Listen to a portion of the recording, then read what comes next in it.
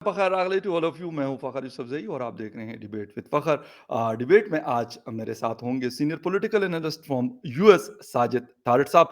साजिद साहब, thank you very much for joining the show. My pleasure. Thank you for the sir, एक तो ये बताइएगा, इस वक़्त पाकिस्तान की इंस्टेबिलिटीज़ एक नहीं है, पॉलिटिकल इंस्टेबिलिटी है, इकोनॉमिक क्राइसिस है, सिक्योरिटी के मसाइल है, बलूचिस्तान की सूरत-हाल को देख ले, पाक-अफ़गान बॉर्डर को देख ले, लेकिन कुछ समझ नहीं आ रही कि हुकूमत हो, एस्टेब्लिशमेंट हो या बाकी लोगों की ये करना क्या चाहते हैं। हमने मतलब शुरू कहाँ से करना है? अगर कोई चीज़ सही भी करनी है, लेकिन किसी को पता नहीं चल रहा है कि ये उलझाव जो है वो इसको सुलझाना कैसे है? ये बिल्कुल आपने सही कहा है और जिस पोजीशन पे हम पहुंचे हैं, 76 साल के ब्लंडर आपके और मैं हमेशा आज भी, बल्कि मैंने ट्वीट किया तो 3 चीजों को मैं हमेशा आइडेंटिफाई करता हूं।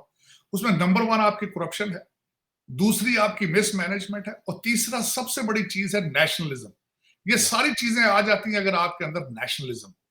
अगर नेशनलिज्म नहीं तो कुछ भी नहीं आ सकता। मैं 2 चीजें आज बिलखसूस जो आज ताजा आपकी फाइनेंस रिलेटेड चीजें हैं, एक जी तो सर। वो सऊदी अरेबिया के मिनिस्टर साहब का बयान और जी। दूसरा हमारे एक फेडरल मिनिस्टर साहब का बयान है। दोनों को मैं कंक्लूड करना है, बल्कि तीसरा मैं नेड प्राइस साहब का बयान कल स्टेट डिपार्टमेंट में जी। उन्होंने कल भी बयान दिया है कि अमेरिका, दिस इज पाकिस्तान के financial issues is part of our dialogue here in Washington. Right. आपके धूमें हर कैपिटल में है, चाहे वो रियाज हो, चाहे पाकिस्तान हो, चाहे वॉशिंगटन डीसी। लेकिन उसमें इंटरेस्टेड लग रहा है, सिर्फ आप खुद इंटरेस्टेड नहीं है पाकिस्तान को ठीक करने में, हुँ। क्योंकि इस वक्त तक ना अभी तक खान साहब ने कोई सीरियसनेस दिखाई है, ना आपकी एस्टेब्लिशमेंट इसको देख रही है सही तरीके से, ना ही आपकी नून लीग की भी देखें तो डार साहब मिफ्ता इस्माइल के खिलाफ बातें कर रहे हैं, बिल्कुल, मिफ्ता इस्माइल साहब उनके खिलाफ बातें कर रहे हैं। आईएमएफ के जो है पेमेंट वो उनका डिले उन्होंने कर दी है। बिल्कुल। बल्कि उसमें मैं ये बताना चाहूंगा कि सऊदी अरेबिया वाले जो उनके मिनिस्टर हैं फाइनेंस, उन्होंने कहा है कि इट इज नॉट, अब मैं बताना ये चाहूंगा कि सऊदी अरेबिया की इस वक्त ट्राई क्या है, व्हाट इज या Saudi Arabia thinking and what is their या role. Exactly. First of all ये है कि एमबीएस जो है वो रिलेशनशिप अपने बढ़ा रहे हैं चाइना के साथ और रशिया के साथ। अब चाइना या के साथ उनके रिलेशनशिप बढ़ाने की वजह ये है कि वो तेल के ऊपर अपनी डिपेंडेंसी जो है उसको उन्हें नजर आ रहा है कि कल को तेल खत्म हो जाएगा, या नंबर 1, या दुनिया अब इलेक्ट्रिक हाइब्रिड गाड़ियों पे जा रही है, तो हमारा फ्यूचर क्या है, हमारा एग्ज़ैक्टली। फ्यूचर ट्रेड और टूरिज्म होगा। उसके लिए उनको असिस्टेंस चाहिए चाइना के साथ। प्रेसिडेंट शी का वहां पे बड़ा एक पुरतबाक किस्म का जो उन्होंने इस्तकबाल किया, या नई डीलें साइन की, तो उसके पीछे एक ये भी चीज नजर आ रही है जो फाइनेंस मिनिस्टर साहब ने फरमाया है सऊदी अरेबिया के, कि या हमारे पास अब उस तरह की लेवरेज नहीं है। हम जी। अवाम से टैक्स लेते हैं, अब दुनिया को भी चाहते हैं हम ग्रांटें दें, अगर लोन दें तो वो अपने अवाम पे टैक्स लगाए। टैक्स पाकिस्तान में देने का रवाज ही नहीं है, पाकिस्तान में टैक्स तो देता ही कोई नहीं। तो बिल्कुल। उन्होंने बिल्कुल सही कहा है। और दूसरा, उसके साथ सऊदी अरेबिया के हवाले से मैं एक ऐड साथ चीज करना जी। चाहूंगा कि मैं कहता था हमारे आर्मी चीफ साहब वहां पैसे लेने गए हैं, तो मैं कहता था कि इनको चाहिए था मोहम्मद बिन सुलेमान से ये भी पूछें कि इन्होंने होटल में ले जाके पैसे निकलवाए किस तरह थे। एग्ज़ैक्टली। अब उसमें इसी तरह मिलता जुलता बयान आज दिया हमारे प्लानिंग मिनिस्टर साहब ने। उन्होंने कहा है कि अगर रूलिंग एलीट के कुछ लोग पाकिस्तान को कर्जा दे दें तो आईएमएफ पे जाने की जरूरत नहीं है। बिल्कुल। अगर मैं कहता हूं उनसे कर्जा क्या लेना है, 10 इस वक्त बड़े जो करप्ट लोग हैं, मैं तो करप्ट ही कहूंगा, जी। क्योंकि पाकिस्तान में ऐसा कोई अलादीन का चिराग नहीं है कि जिसको रगड़ने से आप रातों रात अमीर हो जाएं। जी। आपके तो इस वक्त जो हाउसिंग सोसाइटीज वाले हैं आगे पीछे सारे आप एक दूसरे के साथ एम्बेडेड हैं। वो कहते हैं या साले बहनोई जज होते हैं, या जी। जजों के साले बहनोई जो है वो जर्नैल होते हैं, सारे ये रिश्तेदारियां आपस में एक दूसरे की। तो उसमें ये बात करने वाली ये है कि हम हमारे आर्मी चीफ साहब को ये कुलिया चाहिए था कि 10-15 लोगों को सरीना होटल में ले जाते और उनको कहते यार जो कौम का लूटा हुआ पैसा है वो वापस दे दो, जो हक हलाल का है वो रख लो। आपको यस। कुछ भी करने की जरूरत नहीं थी और आपका मुस्तकबिल भी ठीक हो जाना था उसमें। यस। क्योंकि आने वाले जो करप्ट लोग हैं उनको भी पता होना था कि देने पड़ जाते हैं भाई, वापस देने बिल्कुल। पड़। क्योंकि सर इस वक्त आपका सोसाइटी के अंदर आपका सजा जजा का कोई कॉन्सेप्ट नहीं है। जी, आपकी बिल्कुल। अदालतों की हालतें इतनी कमजोर हैं कि मैं आपको बता चुका हूं पहले जी। कई दफा कि आपके एक एमपीए साहब है पंजाब के, अली अफजल साई साहब उनका नाम जी, है। जी। आपके लाहौर के चीफ साहब के वो रिश्तेदार हैं। जूनियर तरीन वो एमपीए हैं, पहली दफा इलेक्शन जीते हैं, और जी, पंजाब की सबसे कीमती, जो सबसे बड़ी, जो किसी सीनियर बंदे को दी जाती थी वजारत सीएनडब्ल्यू, वो उनको दी गई। बिल्कुल। अच्छा परवेज सर। लाई साहब भी उनसे परवेज लाई साहब भी उनसे पूछ के चलते थे।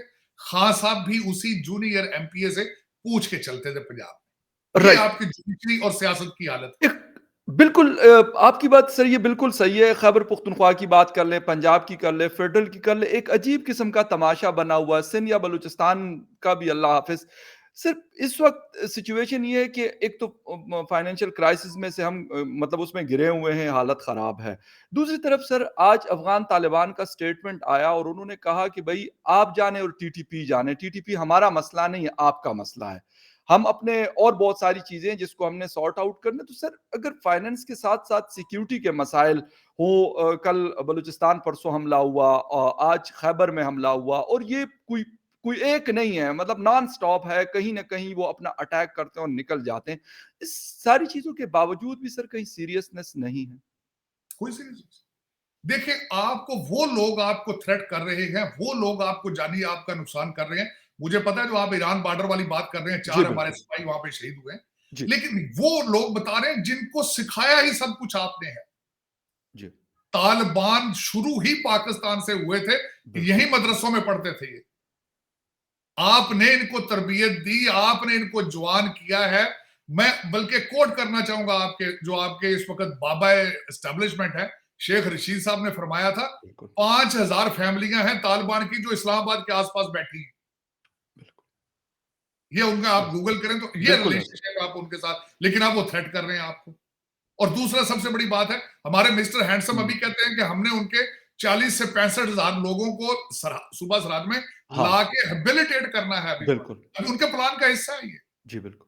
क्योंकि उन्होंने कल परसों इंटरव्यू में मैं बुखारी के साथ कहा था कि वो गनी गवर्नमेंट जो थी वो इनको सपोर्ट करती थी, लेकिन हाँ, तालिबान अब कहते हैं इनको ले जाओ यहां से, तो हम बिल्कुल, कहा हम उनको गोली मार दें, हमने लाके यहाँ आबाद करने। और भाई ठीक है बिल्कुल। आबाद तो करने वो, लेकिन आपके कॉन्स्टिट्यूशन को वो मानते हैं। आपकी बाढ़ जी, वो उखाड़ उखाड़ के फेंकते हैं, उनकी दुश्मनियां यहाँ पे चल रही हैं, लोकल लोग उनके खिलाफ जुलूस निकाल रहे हैं, आप कहते हैं बिल्कुल। लाके हेबिलिटेट करना। और दूसरा ये है, हमारे अभी भी जो नून लीग भी फेल थी इस बात में, राणा सनाउल्लाह साहब भी फरमा रहे हम टेबल पे उनके साथ बैठना चाहते हैं, वो आपके साथ बैठना ही नहीं चाहते, तो आप बिल्कुल किसको नहीं बुलाएंगे? चाहते। वो अगर दूसरी पार्टी बैठने ना चाहती हो तो फिर आप किस तरह बैठेंगे उनके साथ? लेकिन दर हकीकत उसमें बात ये है, दो चीजें फर्क उसमें, अगर भाई आप हमेशा करेक्शन तब शुरू होती है जब आप अपनी बिल्कुल। गलतियों को एडमिट करें। सबसे पहले दो चार चीजें हैं, उनको एडमिट करेंगे तो आगे जी, चलेंगे। एक तो इमरान प्रोजेक्ट का एस्टेब्लिशमेंट को चाहिए इसको ओन करें, गलती को एक्सेप्ट करें ओपनली, ज़रूर। Number one. और दूसरा उसके बाद खान साहब को चाहिए ये तालिबान के साथ, और एस्टेब्लिशमेंट को भी चाहिए कि हमने गलती की थी इनके साथ नेगोशिएट करने की।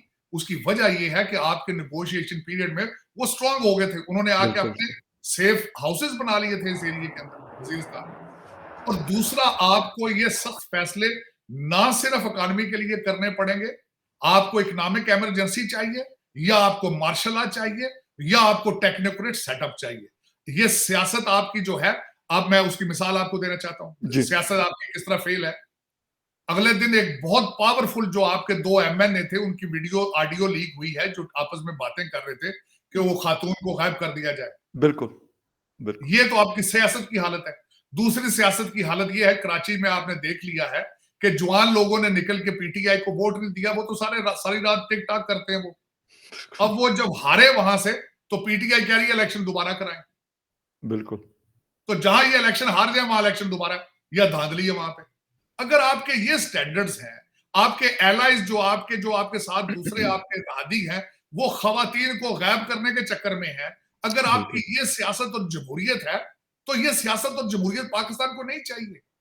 पाकिस्तान जी, को स्टेबिलिटी चाहिए, और स्टेबिलिटी कौन दे सकता है? वो आपका आर्मी चीफ दे सकता है। लेकिन राइट। उसको भी चाहिए पहले अपनी गलतियों को एडमिट करे कि हमने गलतियां की हैं। ये बिल्कुल। इमरान खान हमने क्रिएट किया था। ये पीटी खान साहब की बात, कराची की बात बताता हूं आपको, एक और मेरे जी, जेहन में आई। जी, जी, डॉक्टर आमद लियाकत जब जीता था तो पीटीआई वाले खुद परेशान हो गए थे। बिल्कुल। कि यार इसको भी एस्टेब्लिशमेंट वालों ने जिता दिया, उसकी कोई उम्मीद ही नहीं थी इनको जीतने की। तो अब इनको ओन करें भाई, ये लौंडे लपाटों को ओन करें और इनको कहें पाकिस्तान के लिए, अगर पाकिस्तान नहीं तो हम नहीं, ये आपको फैसला करना होगा। और बिल्कुल। मैं यही चाहता हूं आर्मी चीफ साहब से, ना सिर्फ मुआशी फैसले करें सख्त तरीन, जी। ये टीटीपी के भी सख्त फैसले हैं, ये कड़वा घूट है, एक दफा पी लें प्लीज इसको, जान छुड़ाएं कौम की, अगर आप सर्वाइव करना चाहते हैं। एग्ज़ैक्टली सर, बिल्कुल ये चीज़ तो बहुत ज़रूरी है और आपने सर आमिर लियाकत साहब की बात की तो मुझे खुद एक इमरान खान साहब के एक एमएनए थे और उन्होंने मुझे बताया कि ऐसे भी लोग आए, कहते इमरान खान साहब के पास जब जाते थे तो कहते अच्छा यार तुम भी पास हो गए हो। बिलीव मी उसमें मेरे खैबर पख्तूनख्वा के बहुत सारे लोग शामिल थे, कहते अच्छा यार तुम भी पास हो गए। और वो लोग जो बाद में मिनिस्टर्स भी बने और खैर बड़े-बड़े ओहदे थे। और मैं पीटीआई के एक एमएनए की ही बात आपसे शेयर करूँ, नाम मैं नहीं लेना चाहता क्योंकि ऑफ द रिकॉर्ड उन्होंने ये बात मेरे से कई की थी। कई जी, जी। कई ऐसे लोग थे जिनकी एक्सपेक्टेशंस ही नहीं थी। बिल्कुल सर। कई लोगों को इन्होंने मिनिस्ट्रियों की चाबियां पकड़ाई हैं, मैं जी। अक्सर मजाक करता हूं कि उनके मोहल्ले के किराने की दुकान उनको गोल्ड लीफ की डब्बी उधारी नहीं देते, इन्होंने मिनिस्ट्रियां पकड़ा दी थी उनको। यकीन एग्ज़ैक्टली कर। सर, अच्छा, एग्ज़ैक्टली सर। जी, मेजॉरिटी को पता था जो इनके एमएनए और इनके मजिस्टर थे कि हम जिंदगी में दोबारा इलेक्शन जीत नहीं पाएंगे फौज के बगैर, और उन्होंने खुल के फिर वारदात डाली है। वो कहते हैं ना, बिल्कुल। क्रीज से बाहर निकल के शाट लगाते रहे हैं, चौके और छक्के। अब उन्होंने मेजॉरिटी इस वक्त फॉरेन सिटीजनशिप के, वन वे टिकट उनकी जेब में है। एग्ज़ैक्टली, बिल्कुल सर, और खान बिल्कुल। साहब बार बार रोजाना कहते हैं नहीं, इलेक्शन के बगैर इस मुल्क का गुजारा नहीं है। खान साहब से मेरा क्वेश्चन है, कोई एक भी हाँ, नया आदमी जिसने आपको ज्वाइन किया हो, कोई एक नया आदमी नहीं। आया हो जिसके पास पीएचडी इकोनॉमिक्स हो, आप कहते हो ये इलेक्शन जीतेगा, ये पाकिस्तान की किस्मत तब्दील कर देगा, वही 25-25 साल के लौंडे लपाड़े टाइप, गोगी टाइप, इस तरह के लोग आ जाएंगे। बिल्कुल। वही आपके जो इलाज हैं वो जो पाक पतन से है। आपको शायद रीसेंट स्टोरी का नहीं पता, वो मरियम वट्टू जो इनकी साली है खान साहब की, जी, जो जी। सिस्टर ला है, 8 लाख रुपया महीने का तनख्वाह लेती रही है अभी पिछले महीने तक वो। और रहती वो सारी यूएई में है, एमिरेट्स में। एक दिन पाकिस्तान नहीं आई वो। 8 लाख रुपया महीने की तनख्वाह हुँ। वो कलेक्ट करती रही है। करैक्टर आपके ये है। और तो आप सर हमारे लिए आपने अय्या का नाम अब्दुल का नस्ताइन रखा है। हमारे लिए एग्ज़ैक्ट आपने अमर बिल मारूफ रखा हुआ है आपने। बिल्कुल, बिल्कुल, बिल्कुल। सर ये वाली चीज़ें अब क्योंकि दुनिया भी शायद इस बात को समझ गई है, दुनिया हमें ट्रस्ट भी उस तरह की नहीं करती। जब हम अभी स्विट्ज़रलैंड के अंदर एक गैदरिंग हुई, पाकिस्तान ने फंड रेज़िंग के लिए काफ़ी सारे कंट्रीज़ ने कुछ थोड़ा बहुत पैसा देने का अनाउंस भी किया, लेकिन साथ ये भी बताया कि ये पैसा हम फ्लड अफेक्टीज़ के लिए दे रहे हैं, ना कि आप लोगों के लिए दे रहे हैं। सर एक तो ये है, दूसरा ये कि हिंदुस्तान के साथ हमारे मसाइल हैं, पता नहीं आगे कब तक चलना है। लेकिन शहबाज शरीफ साहब कहते हैं कि जी हम चाहते हैं कि ये मसाइल हल करें। तो वाक़ई ये चाहते हैं या सिर्फ़ बयानात के हद तक है कि हाँ ठीक है, बयान दे दिया और कुछ दिन के लिए चले मीडिया में या कहीं वाह-वाह हो जाएगी, उसके बाद फिर बिज़नेस एज़ यूजुअल चलेगा? बल्कि इन्होंने शहबाज शरीफ साहब ने अलग जो स्टेटमेंट दी है, इन्होंने दुनिया में अपनी फॉरेन पॉलिसी की मजीद जग हसाई कराई है, मजाक उड़ाया है, ओके। क्योंकि ये सीरियस नहीं थे सर। सीरियस से मुराद है कि स्टेटमेंट दे के आगे फिर इन्होंने उस पर यू टर्न दिया। या देखें, जब तक एक पेज पे ना हो, आप अपने सारे इंस्टीट्यूशंस को पूछ के कोई स्टेटमेंट दिया करें। मेरा बिल्कुल, जाती तौर पे ख्याल ये है कि आपके सर्वाइवल के लिए फ्यूचर में दो ममालिक के साथ रिलेशनशिप ठीक करना आपकी एग्जिस्टेंस का सवाल है। वो दो मुल्क कौन है? एक भारत है और एक अफगानिस्तान। और आपने दोनों के साथ फॉरेन पॉलिसीज में ब्लंडर की। हुँ, अफगानिस्तान हुँ, के लिए अपना सारा मुल्क तबाह करके आज वो आपके साथ हुँ, नहीं है। क्यों है? आपकी कमजोरियां हैं, आपने उनको सही हैंडल नहीं किया। भारत के साथ आज शहबाज शरीफ साहब ने ये तो बिल्कुल फरमाया है कि 4 जंगें हमने खेल के 4 जंगें लड़ के सबक सीख लिया है, लेकिन आखिर में जाके फिर उनके जो उनको चीज नहीं पसंद, आपने फिर उस पर जाके पुश किया है। मेरा जो अगर जाती तौर पे पूछे, मैं I am a firm believer of having good relationship with India. आपकी जरूरत, ट्रेड आपकी जरूरत है। दालें, गंदम, चीनी, सारी चीजें, अद्वियात इंपोर्ट करना आपकी मजबूरी है भारत से। बिल्कुल। और उसमें 2 मिसालें मैं देना चाहूंगा। जी, वाजपेयी साहब आए थे यहाँ पे अपना पॉलिटिकल कैपिटल बर्न करके, रिस्क लेकर। उसके बाद बिल्कुल, मोदी साहब आए यहाँ पे रिस्क लेकर। आपने आज तक कौन सा रिस्क लिया भारत के साथ रिलेशनशिप ठीक करने में? बिल्कुल। आप एक स्टेप आगे जाके 2 स्टेप पीछे आ जाते हैं। आपके बाजवा साहब किसी और जगह पे थे, आप हाँ, किसी और जगह पे थे। हाँ, आप बिल्कुल। सुबह बयान देते हैं कि हम ट्रेड शुरू करने लगे भारत से, शाम को यू टर्न ले लेते हैं जी, कैबिनेट कहते हैं मंजूर नहीं करती। अब उसमें बात यह है, अब तो वो आपके एक बड़े सीनियर जर्नलिस्ट हैं, जिन्होंने आर्टिकल में डिस्क्लोज किया है कि किस तरीके से जनरल फैज और हाँ, भारत के एनएसए के दरमियान नेगोशिएशन हो रही थी और बिल्कुल। मोदी साहब वापस आ रहे थे। मैं कहता हूं वो जो टर्म्स थी उनकी बहुत लेजिट टर्म्स थी। मैं कहता हूं उन्हीं टर्म्स के ऊपर आपको दोबारा भारत के साथ स्टेप्स लेना चाहिए। मैं कहता हूं शहबाज शरीफ और आर्मी चीफ दोनों को भारत जाना चाहिए और रिलेशनशिप की स्टार्ट वहां करनी चाहिए, क्योंकि मोदी साहब भी तो एक दफा आ चुके हैं, बिल्कुल आ चुके हैं। दूसरी दफा आने के लिए तैयार थे और लेकिन बिल्कुल। आपने ब्लंडर किया। इस दफा आपको स्टेप लेना चाहिए कि आप भारत जाएं। और दूसरा देखें, क्योंकि ब्लंडर आपने किए हुए उन्होंने तो नहीं या किए। तो बिल्कुल। इस वक्त या आपकी जरूरत है, मजबूरी है इस वक्त, और आपको अच्छे रिलेशनशिप की जरूरत है, भारत को जरूरत नहीं है। ये पॉइंट सर आपका बड़ा इंपॉर्टेंट है। यही जब हिंदुस्तान के कुछ दोस्तों से बात होती है तो कहते हैं यार इस वक्त आप प्रॉब्लम्स में है। हिंदुस्तान तो नहीं, हिंदुस्तान का तो अरब दुनिया के साथ बेहतरीन ताल्लुकात, रशिया के साथ बेहतरीन ताल्लुकात, हर यूरोप जगह के साथ बेहतरीन ताल्लुकात, अमेरिका के साथ बेहतरीन ताल्लुकात, बाकी ऑस्ट्रेलिया और न्यूजीलैंड के साथ बेहतरीन ताल्लुकात। कहते हमें तो कोई प्रॉब्लम नहीं है, आप हमारे साथ रिलेशनशिप रखें, हमें कोई फर्क बहुत नहीं अच्छा पड़ता, बात ना है। रखें हमें कोई फर्क नहीं पड़ता। तो सर मजबूरी ऐसे आपकी। पॉइंट पे फिर क्या करना चाहिए पाकिस्तान जी? मैंने आपको कहा है, इनको जी। चाहिए कि जो चीजें जहां रुकी थी अजय दोवल के साथ, जी। जिन टर्म्स के ऊपर मोदी साहब यहां आना चाह रहे थे, उन्हीं टर्म्स के ऊपर उनसे बात करके इनको चाहिए भारत जाए दोनों, आर्मी चीफ और तो पॉलिटिकल वाले, क्योंकि एक बंदे का जाने का तो तुक नहीं बनता। एक बिल्कुल। चला जाता है, दूसरा कहता है आगे यूटर्न मार लेता है। इन दोनों को चाहिए वहां पे जाके बात करें उनसे, राइट, क्योंकि राइट। मजबूरी है इसकी। और अफगानिस्तान के साथ भी यही करना चाहिए। इन्हीं दो लोगों को इन्होंने अगले दिन देखे, तालिबान जहां पे लड़कियों की एजुकेशन उन्होंने बंद कर दी, इन्होंने हिना रबानी खरकोमा भेज दिए, जी, बिल्कुल। उनको और स्नब करने के लिए भेजा उन्होंने। बिल्कुल, बिल्कुल। या मैं कहता हूं एक शहबाज शरीफ साहब को और आर्मी चीफ को इन दोनों मुल्कों के दौरों पर एएसएपी बेसिस पे जाना चाहिए। लेकिन सर आप ये वाली बात कर रहे हैं, लेकिन हमारे बिलावल भुट्टो ज़रदारी साहब अमेरिका भी 10-10 दिन गुज़ार लेते हैं, यूरोप के भी दौरे कर लेते हैं। अगर नहीं करते सर, काबुल का दौरा नहीं करते, आई डोंट नो कि क्या चाहते हैं। चले हिंदुस्तान का तो फिर भी मैं कहता हूँ कि वो हमसे दूरियाँ ज़्यादा है, लेकिन अफ़गानिस्तान के साथ तो हम बड़े करीब थे। जब 2021 में तालिबान आए तो हमने काफ़ी खुशियाँ भी मनाई, सारा कुछ किया। लेकिन सर वहाँ का एक दौरा उन्होंने नहीं किया बिलावल साहब ने। नहीं, बिलावल साहब ने सिर्फ उन मुल्कों के दौरे किए जहां से डॉलर और यूरो आ सकते हैं। ओके। वो किसी दूसरे मुल्क में नहीं गए, ना वो जाना चाहते हैं। अफगानिस्तान से तो बल्कि लेने की बजाय कुछ देना पड़ जाना है वहां जाके, इसलिए नहीं जाते वहां। मैं कहता हूं इनको हर चीज को साइड पे रख के इन दो मुल्कों में बिलावल भुट्टो को भी जाना चाहिए इनके साथ। इन तीनों लोगों को भारत भी जाना चाहिए, अफगानिस्तान भी जाना चाहिए।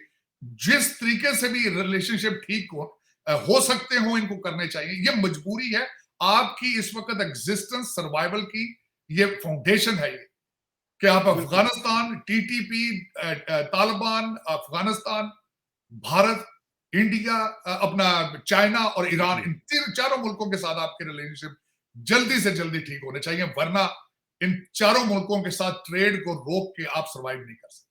बिल्कुल सर, अभी कुछ दिन पहले 3-4 दिन पहले एक्सप्रेस ट्रिब्यून की एक स्टोरी आई थी और उसमें ये लिखा हुआ था कि पाकिस्तान नरेंद्र मोदी साहब के इंटरनेशनल जो उनका गेस्चर है या फिर ग्लोबली उनको जैसे रिकॉग्निशन मिली है, लोग बड़ा रिस्पेक्ट करते हैं।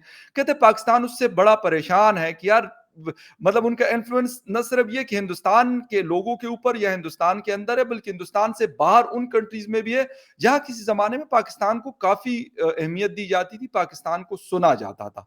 तो सर ऐसी सूरत में फिर पाकिस्तान मतलब परेशान भी है लेकिन कुछ करता भी नहीं है। नहीं, देखें, दो चीज उसमें सबसे बड़ी बात ये होती है, जब आप इंटरनेशनल रिलेशन या फॉरेन पॉलिसी को देखते हैं, जी, तो ट्रेड दोनों साइडों से होता है, बायलैटरल होता है।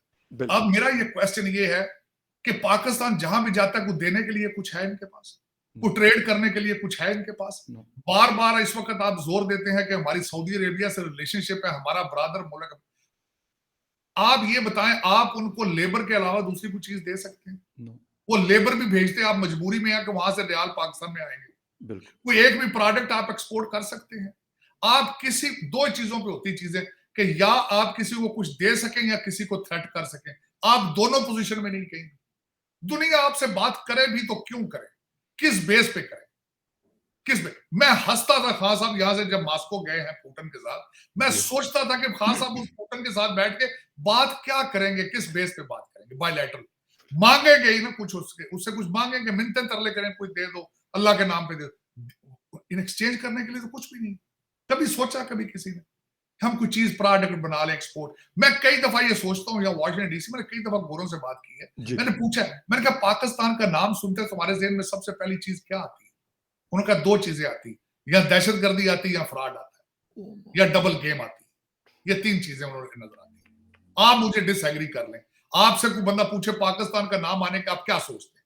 कोई प्रोडक्ट आप बता दें कि फलां चीज हम भेज रहे हैं बाहर। आपका कॉटन का टूटा फूटा काम था, कभी कुछ शर्टें मिल जाती थी अमेरिका इंग्लैंड से जिनके ऊपर मेड इन पाकिस्तान होता था, वो भी अब बांग्लादेश चली गई। बिल्कुल। लेकिन कभी किसी को फिक्र हो, कभी किसी ने सोचा हो? मुसीबत इस बात की है, आज भी आप सर्वे करके देख लें, आपकी असेंबलियों में, आपकी एस्टेब्लिशमेंट में, साहिब इख्तियार जो लोग हैं, सबके बीवी बच्चे फॉरेन सिटीजन। बिल्कुल, एग्जैक्टली। इस वक्त आपका हर पाकिस्तानी जो है उसके पास वन वे टिकट है भागने के लिए और जाना कहा। इस वक्त मुझे ये बताएं, आपका राना सनाउल्लाह कहां बैठा है? लंदन में। मुशावरत हो रही है लंदन में पाकिस्तान की, मुस्तकबिल पाकिस्तान का है, मुशावरत लंदन में हो रही है। और मैडम आ रही है मरियम नवाज, मुझे सबसे समझ नहीं आती कि इतनी दुनिया बेजार है एक ही फैमिली में, चीफ मिनिस्टर हो वो भी इनका, वजीर भी हो तब भी इनका, एमएनए हो तब, अपनी फैमिली का बच्चा कोई नाम मिलता हो तो फिर किसी को बाहर टिकट देते हैं। ये सियासत है, ये बिल्कुल बिल्कुल। सर एक पता नहीं लास्ट आसिम मुनीर साहब, मैं आखिरी बात, जी जी पता नहीं आसिम मुनीर साहब किस चीज का इंतजार कर रहे हैं? क्या कितना नीचे इसको देखना चाहते हैं पाकिस्तान का, जिससे पहले जिसके जिसके बाद ये कोई डिसीजन लेंगे? कोई डिसीजन उन्होंने लेना है, किसी के पास बिल्कुल कोई हल मौजूद नहीं पाकिस्तान का सिवाय हमारे आर्मी चीफ आसिम मुनीर साहब। सर एक लास्ट क्वेश्चन, जिस लेवल पे इस वक्त पाकिस्तान मौजूद है, मेरे ख्याल शायद इससे नीचे जाना तो, और मुझे तो नहीं लगता, क्योंकि नहीं, मैं 4.3 थोड़ा बिलियन रोकना डॉलर। चाहूँ, नहीं जी जी मैं जी जी मैं माजरत के साथ कि मुझे रोकना पड़ गया।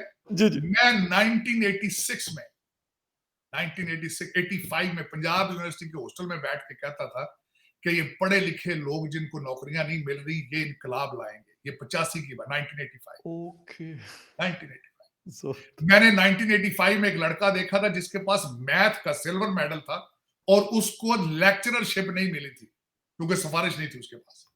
सिल्वर मेडल पंजाब यूनिवर्सिटी का, मैथ की मास्टर्स डिग्री।